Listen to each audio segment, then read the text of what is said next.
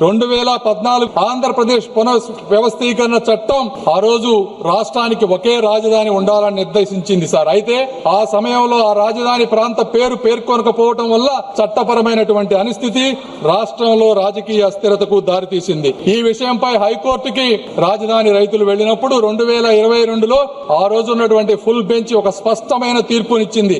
రాష్ట్ర రాజధాని నిర్ణయించడం లేదా మార్చడం వంటి అధికారాలు రాష్ట్ర అసెంబ్లీ పరిధిలోకి రావని, ఆ అధికారం కేవలం పార్లమెంటుకు మాత్రమే ఉందని స్పష్టం చేసింది. దాని ఆధారంగా ఆంధ్రప్రదేశ్ కేబినెట్ ఆంధ్రప్రదేశ్ రాష్ట్ర రాజధాని అమరావతి అనే ఏకంగా తీర్మానం చేసింది. అధ్యక్ష, పెట్టుబడి మరియు అభివృద్ధి అనేది ఒక కీలకమైన అంశంపై ఆధారపడి ఉంటాయి. సర్టనిటీ, స్టెబిలిటీ అనేది కావాలి. పెట్టుబడిదారులు గందరగోళంలో పెట్టుబడి పెట్టరు.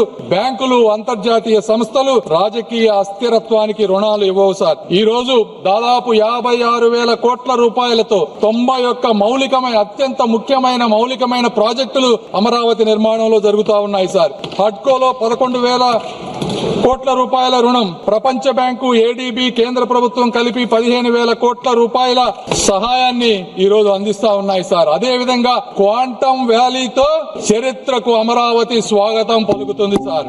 ఇవన్నీ జరిగినప్పటికీ అందరి మనసులో ఒకే ఒక ప్రశ్న, అమరావతి శాశ్వత రాజధానిగా ఉంటుందా అనేది ఉండేది సార్. అయితే ఈ చట్ట సవరణతో ఆ అనిశ్చితి తగ్గి అభివృద్ధి వేగం జరగబోతా ఉంది.